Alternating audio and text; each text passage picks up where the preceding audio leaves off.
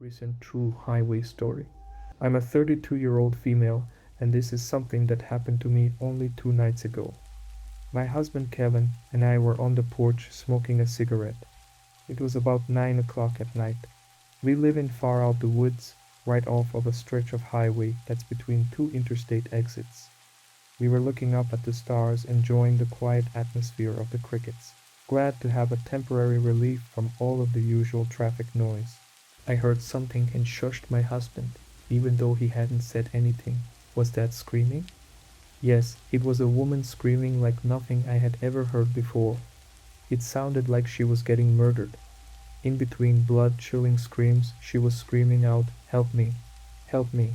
I look at my husband. We were both really freaked out. The more she screamed, the closer she was getting to the house. I could eventually see a figure running along the median of the highway, making their way closer to the part of highway that was in front of our house. Our house is a good ways back from our driveway, but not far enough that you can't see anything. If we could see her, that meant that she could see us. We have no yard security lights, stupid, I know, so we were in complete darkness. We could still see the highway perfectly fine due to the house across from us, who still had their Christmas lights up. I threw my cig in my yard and back up to stand in the doorway of the house, pulling out my phone to call 911. She is still in the median of the road, screaming. If anyone else in the surrounding houses heard her, they pretended like they didn't. Kevin runs past me inside to get on his jacket and shoes. I tell him not to go out there, but he ignores me and gets dressed anyway. As soon as he is out of sight, I see a red car barrel up the road and pull over next to where the lady was at. With her in the median, there was still a stretch of highway between them. There was a man driving. I couldn't see what he looked like. I only heard his voice. He was yelling that he was going to kill her and calling her a bitch. It looked like he was throwing stuff at her out of the window, maybe clothes. As soon as she sees him pull over, she starts running straight towards our yard. By that time, I was already on the phone with the police officers, but as I said, I live out in the woods, pretty far out of town, I'll add, so it would take them a bit to get there. I yell for my husband. I tell my 9-year-old son to go in our room where the baby is and close the door. He can hear the whole thing and was pretty frightened. My husband runs out onto the porch and into the yard towards her. He asks if she's okay, and she says that she had gotten a ride home from this guy, and halfway down the road, he started acting really creepy. He refused to let her out where she told him to and kept driving with her in the car. She looked behind her seat, pretending to look at a car behind them, and saw a roll of duct tape. Fearing for her life, she jumped out of the moving car and just started running down the road, screaming for help. Kevin starts to lead her towards the house, and by now is also on the phone calling the police, having gathered more information that I wasn't able to give them when I had called. They told him to stay on the line with them until an officer showed up. He lets her in the house and her face looks terrible. She is red and bleeding in a couple of spots, road rash from when she had jumped out. She also said that he had hit her before she was able to escape. She came in and we locked our door. Knob, deadbolt and chain. We stood together near the window waiting for the police to show up, Kevin giving updates and answering questions on the phone. No, they haven't gotten here yet. Yes, his car is still parked across the highway. It's a red sedan in front of a house with lots of blue porch Christmas lights. He told them. I was trying not to lose my shit when there was a loud bang on our door. The man was yelling, "I know you're in there. I saw you running. The people in there can't protect you." I shouted through the door that he needed to leave our property, and if he was smart, get in his car and drive off. I told him we were on the phone with the police. The answer he gave was the worst one I could ever hear. He says, "Go ahead, call the police. I don't care. They won't be here in time." Bang, bang, bang on the door over and over. The woman was freaking out and crying, saying, "Help me. Please help me," over and over again. I ran to the kitchen to get a large knife just in case. We had a huge solid iron door, but our windows were easily breakable. If he wanted to get in badly enough, he certainly could. My husband just came from our bedroom with his gun when a squad car pulled up in the yard, two more following behind it, and one across the street where his car was. He took off on foot running. They tended to the woman and got her home safely. Turns out she lives on the across the highway from us 5 houses to the left. It had been 2 hours later and they still hadn't found him. There are a lot of places to hide in these woods. I just hope he hides far away from here. My husband is not my husband. I have been with my husband for 30 years. We fell in love in high school, that whole cliche. We live in a small town in Illinois, no kids, but 3 cats. For the past week or so, he has been acting strange, and at first I was really worried. I thought he didn't love me anymore. It started with him not talking to me as much. Usually he tells me everything. We are best friends. I thought maybe he just wasn't feeling well, that work was stressing him out. Then he was saying things that weren't right, saying his boss, Jess, at work was getting married. But his boss' name is Kevin, and he's an old guy, about 85, and widowed. But maybe Kevin retired and this Jess took over and he forgot to tell me. It was just overall giving me a bad feeling, and I couldn't really explain it until today. I'm writing this as an example to tell people that what the government is saying is true. I never trusted the government, but most sane people don't. Today started normal. The sun rose at 6:52 a.m. after I had already gotten out of bed. It's Saturday, but I am so used to getting up early for work that I just get up early every day. I made coffee and sat on the couch to turn on the news. My husband usually gets up around 8 or so on the weekends, so I usually just sit around, read or watch TV until he's up, and then we make breakfast and decide what we are doing. This past week of him being weird made me on edge, so when we walked out of the bedroom, wide awake and dressed at 7:05 a.m., my fear for the day started. "Good morning, babe." He didn't ever call me babe. He called me Donut as an ode to our first date at a cafe where I ordered a donut, and he said that a donut isn't a good lunch. "Morning, you're up early?" I smiled anyway, let him kiss me, and then he disappeared into the kitchen. When he was out of sight, I returned my attention to the news, and when I did, a message was on the bottom of the screen. If you believe that your loved one is not who they are supposed to be, remain calm and leave your home immediately. I stare as the message continues scrolling on the bottom of the screen, and then it changes. "You are not crazy. They are not your loved one.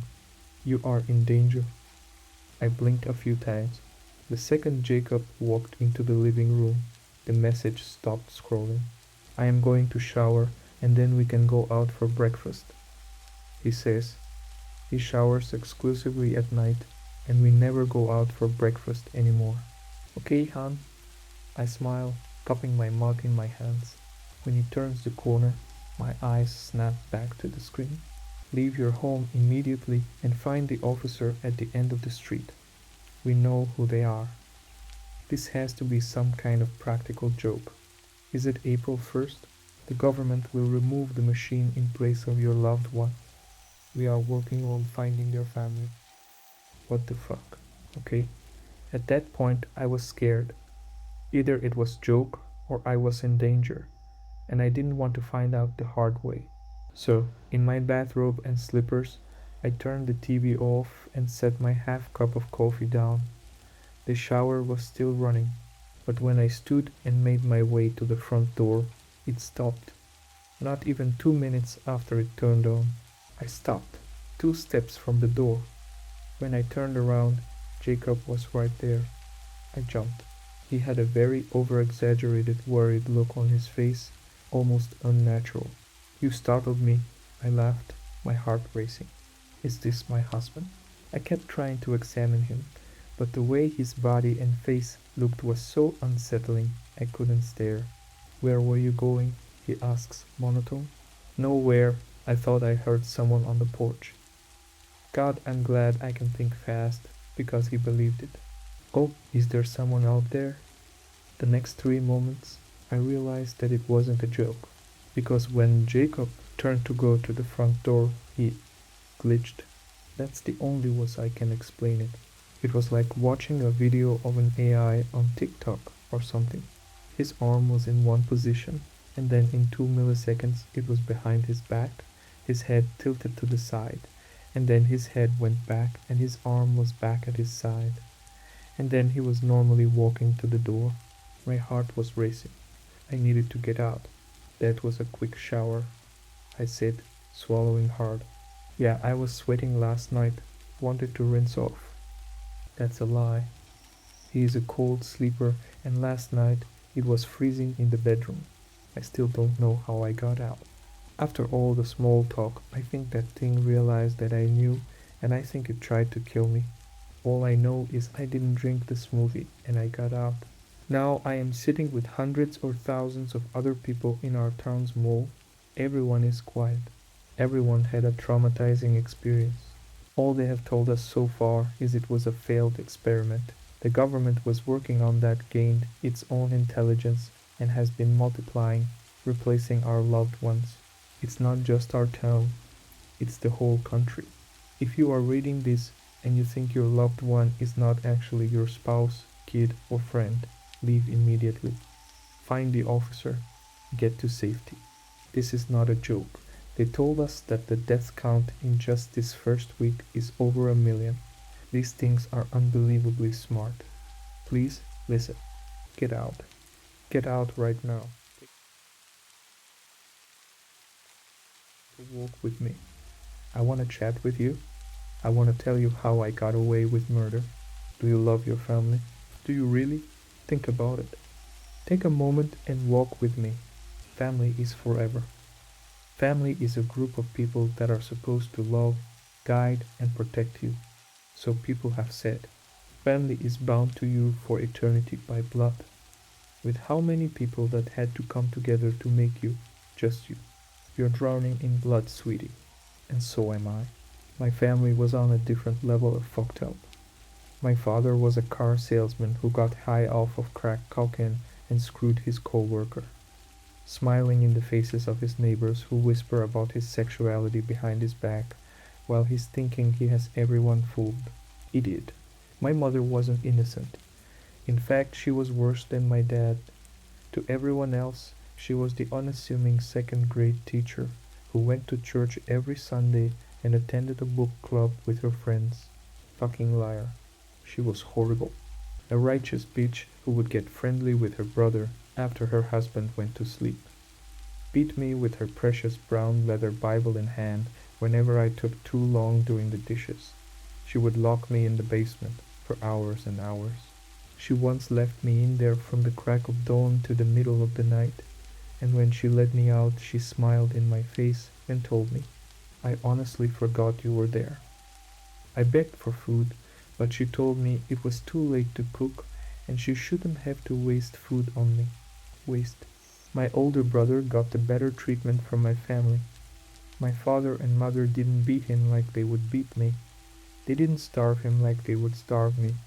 He stayed in his room on his computer, shirtless sometimes while he talked smoothly to some man or woman on the other side of his camera. The money he got for his camp sessions got him weed, white rum, and a car that he didn't have the license for, bought second hand from a friend from somewhere in Chicago. Regardless of the law, he would take it out to practice. He didn't care for my curled up, screaming and scared self who he threw into the trunk of his car. He would drive around for hours and speed up when he saw a speed bump in the road, then laugh as he heard me cry in pain. That's how I broke my arm. This was all before I turned 7. Just so you have a better image of how messed up this story gets. Are you ready? It was a cool Tuesday afternoon. My backyard was covered in leaves. Orange, yellow, red. I had just turned 15 and it was the middle of autumn. I was alone as I sat on the back porch steps. Not just alone on the steps, but there was no one else home. It was so peaceful, the kind of peace you wish would never go away. But good things never last long, do they? I could hear my mother's heels clicking up the sidewalk as she got to the house. Her loud laughter let me know that she was on the phone, and she only ever genuinely liked talking to one person on the phone, my uncle. With her keys jingling in the lock, it was such a smooth transition for me to close the back door and hop up to my room. My house had no pictures. The walls weren't ever decorated with anything, and it always smelled of something foul. No one in this house ever thought to make memories. Everyone was too busy trying to forget. But forget what? It's not like they've been suffering. I've been the lightning rod for them for as long as I've been breathing. But there is no pity for me, just abuse. Passing my brother's room, it now had the permanent smell of weed and burnt rubber. I made sure to move quickly and quietly when I passed his room. His attention on me was never good, as I've learned over the years. How do you explain to someone that you've created tactics to move around your house just so you won't have to be noticed by your family, all for the sake of your own safety, your life? How do you explain that? You can't. Or at least that's what you're taught when you're young. Your mother scolding you for tattling and telling you to keep your mouth shut.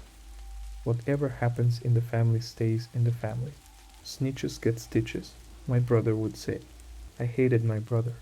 I would always have to escape to my room whenever they came home. I would always have to hide, listening carefully at the door for anyone in the hall so I could run to the bathroom without being noticed, watching which floorboard I stepped on at night on my way to the kitchen, sleeping with my alarm clock under my pillow to get an earlier start so I could avoid everyone else, taking showers at the break of dawn where everyone was still too deep in sleep to be disturbed by the sound of spraying water. When they were home, there was no such thing as peace. But I will get to the point. That Tuesday night was the night that my worldview changed entirely. Humans are naturally wired for survival.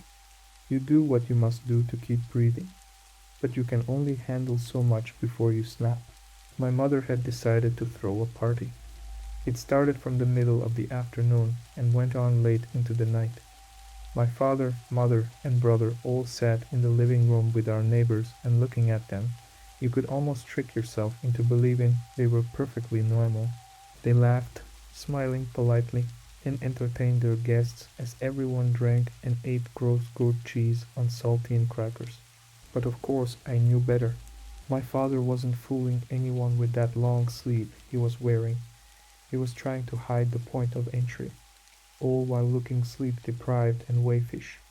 The veins at the sides of his forehead were bulging with the need to run to the bathroom and just do one more line. To get through the evening and I'll quit.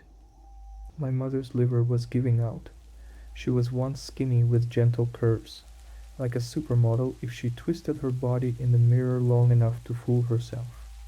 Now she was as bloated as a whale. None of her clothes no longer fit, and she had to go out and buy a new wardrobe. My uncle sitting next to her, but he entertained her neighbor from next door instead, laughing flirtatiously and laying his hand on her knee. Our neighbor flirted back with him, tossing her hair over her shoulder and batting her lashes. Our neighbor was married to a Marine, and my brother, sitting with his friends all drinking beer and talking as if they had anything to talk about. None of them had jobs, none of them had families to take care of, none of them had shit to do with their lives except mooch off their parents. They could only talk about memories from high school, which quickly got them bored. Then they were reduced to only sitting in silence while everyone else talked to them about their own lives. I sat in my room, avoiding them all. Those idiots, sadists, adulterers, and liars. Every one of them is the next person's paramour in one way or another. By the time the party had died, it was 12 o'clock. I knew it wouldn't be a good night based on how hard my mother stomped up the steps. I saw from my window my uncle escaping to my neighbor's house, his hand on her ass as she giggled drunkenly. My mother has fell out of favor. Funny. She screamed my name and demanded that I come and clean up her mess, moving down the hall to my room. It was like a horror movie. Her slow steps moving closer and closer to my door, my arms folded over the windowsill as I took in the cold night air. I can still remember the feel of the wind on my face. My door was thrown open by my mother, her long hair hanging in front of her face as she desperately onto her wine glass. She stumbled and swayed in the doorway. Her eyes couldn't even find me. She yelled for me to calm down and clean up her mess again, my brother yelling from his room for her to shut up. As I looked at her, as I watched her, I got this strange feeling, a feeling that could only be described as sadistic, but also empty at the same time. It was like a dying candle in the wind, a wind that just kept on coming. Her eyes found mine, and she stumbled into the room as she took a sip from her wine glass. She called my name, and when I didn't respond, that began an onslaught of insults and threats. The same insults and threats that I have heard for all of the time I had been under her care. It wasn't anything new. Her mocking, taunting, vicious insults were nothing new to me anymore. The wind stopped, and the light on the candle flickered back to life, with plenty of wax left. It was like a wave of clean fresh water was thrown on me. I stood up, my eyes scanning her blubbery form from her heel to the crown of her head. She did just the same, mocking me as the wine in her glass sloshed around, provoking me with her words. My brother screamed from his room for both of us to be quiet. Fine, I'll make her be quiet. I lunged quickly, pushing her onto the floor. Her size betrayed her. She was too big now to move quickly. She struggled to stand as I calmly walked to my bedroom door and locked it. Her wine glass had fell out of her hand, and the cup broke. The smell of Riesling coated the dull brown carpet, mixing in evenly with the foul smell of the house. One tall shard of glass lay near my feet. I picked it up and made my way over to my mother. The candle was burning bright now that the wind had finally stopped. An easy slit across her throat prevented her from screaming too. The shard cut my own fingers as I made myself into a butcher for my pig of a mother. I had felt this wave of ease come over me as I stood over her now mutilated body. I heard my brother's door open. With every step he took to get to my room, memories flashed behind my eyelids. His abuse and torment, his cruelty. Every step brought a new memory back, and soon enough he was banging at my door. There weren't enough steps to match how many times he'd broken my arm or fractured my ribs. There weren't enough steps to match how many hours a day I'd spent in the darkness of his trunk.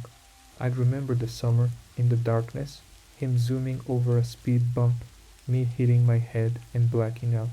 He threw me on the front lawn when we got home. Didn't even bother to take me inside, but instead left me under the bleeding hot sun, watching as my mother's body emptied out her blood, soaking into the carpet as her face is fitted perfectly into a look of pain and fear. Strangely enough, it's the prettiest she's ever looked. My brother continued to bang on the door, banging continuously, and demanded that I open the door. So I did, and I delivered the same gruesome death to him too. A slit across his throat, but instead of cutting him open, I beat him until every bone I could get to was broken, stomping on his arms and legs hard with my foot. I'd taken a page from his book and aimed for the most vital areas. The wind stayed down. I dragged the shard of glass on the wall, cutting into the dirty blue wallpaper. Then I noticed something. I didn't hear my father come up the steps, nor did he complain about the noise my mother was making. I searched house for him, just to see if he was even home, passing through the living room that was messy with cheap wine and gross snacks. Pillows thrown about and furniture moved across the room to make space for a dance area. I saw the guest bathroom light on. The door was cracked open and I could see a shadow. I got close to the bathroom and saw the dirty brown loafers my father wore. Then his legs that were stretched out in front of him that almost peeked out the door. Pushing open the door, I saw his body laying against the sink. A lighter sat by his bent knee, a burnt spoon in one hand, and a syringe still jammed into his left arm.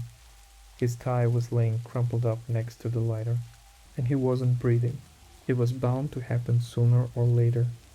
How convenient that it should be now. I left him there. The state of his own demise should left alone. It's the only thing he had in his final moments. Weakness and addiction. I made my way out the open back door, kicking it closed with my foot, walking around the side of the house as I wiped off my fingerprints from the shard of glass. I made my way over to the neighbor's house. She didn't even have the decency to close her living room curtains. My uncle pumping himself into her as she had her legs spread open on either side of her husband's recliner. If only she knew where this pig had stuck his cock into. I threw the shard of glass into her rose bushes and continued on down the sidewalk. I'm sure you're wondering now what happened. Did the police find me? Where did I run to? Do I feel guilty? Sweetheart. It made national news. It was everywhere. A brother had killed his sister and her entire family after a night of partying with her neighbors. The weapon was found in the rose bushes of a neighbor of his sister's, just across the street from the house they were murdered in. Both their faces were plastered on the 5 o'clock news. He played his innocence, but texts between him and his sister were leaked, and their incestuous relationship was revealed to the public. The neighbor wasn't off the hook either. The police guessed he killed them out of rage and jealousy sometime after the party and went to go make a victim of the adulterous neighbor lady. It's amazing how easily people can be fooled. It's also amazing how easily someone can obtain a fake ID and a fake birth certificate and a fake passport. Cutting hair is easy as well. Isn't that what people do anyways when they want to feel like a new person? Now for the last question. Do I feel guilty? No, absolutely not. In fact, during the whole ordeal, from pushing my mother to the floor to walking off into the night, the only thing I could feel was relief. It's the feeling of being raised in a cage and then finally breaking free. Sweet, sweet freedom. So no, I don't feel the slightest bit guilty. Never even for the neighbor lady who made a stupid decision and cheated with the wrong man. I do not feel guilty. Besides, if you had the chance to kill your demons, I'm sure you would do the same. You're already drowning in blood. What's the difference if you spill more?